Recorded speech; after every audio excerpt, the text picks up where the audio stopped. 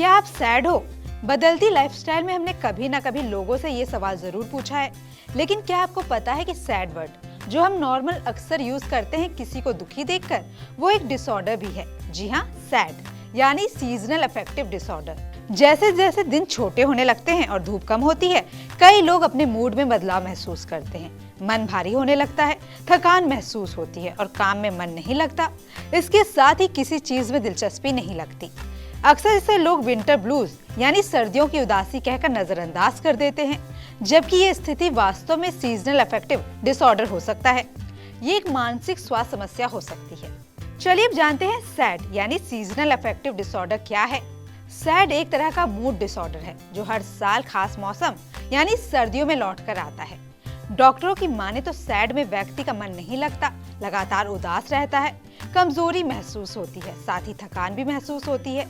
Doctor ये भी बताते हैं कि अगर कोई व्यक्ति सैड है तो इसे बाइपोलर डिसऑर्डर की स्टार्टिंग पॉइंट मान सकते हैं। लिहाजा ऐसे में इसे पहचानना और मदद लेना जरूरी है। चलिए अब जानते हैं सैड के सिम्टम्स क्या होते हैं।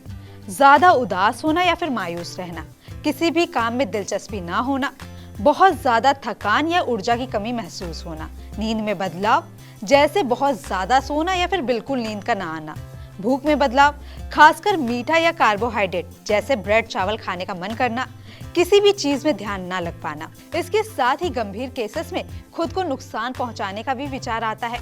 ये सारे सिम्टम्स सैड के हो सकते हैं। चलिए अब सैड के कारण के बारे में जानते हैं। सैड का सही कारण पूरी तरह से साफ नहीं है, लेकिन सर्दियों में धूप की कमी इसका प्रमुख कारण माना जा रहा है।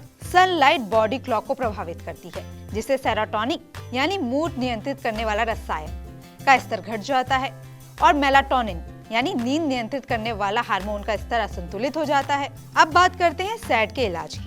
सैड का इलाज साइकोथेरेपी, लाइट थेरेपी और लाइफस्टाइल में सुधार जैसे नियमित व्यायाम, सामाजिक जुड़ाव बनाए रखना और दिन के समय बाहर समय बिताना हो सकता है। हल्का मन उदास होना सर्दियों में आम बात है, लेकिन अगर उदासी लंबे समय तक बनी रहती है और रोजमर्रा की जिंदगी को प्रभावित करने लगती है, तो इसे नजरअंदाज ना करें। सीजनल अफेक्टिव डिसऑर्डर पूरी तरह से ठीक होने वाली बीमारी है। इसे हेल्दी लाइफस्टाइल से काफी हद तक ठीक किया जा सकता है।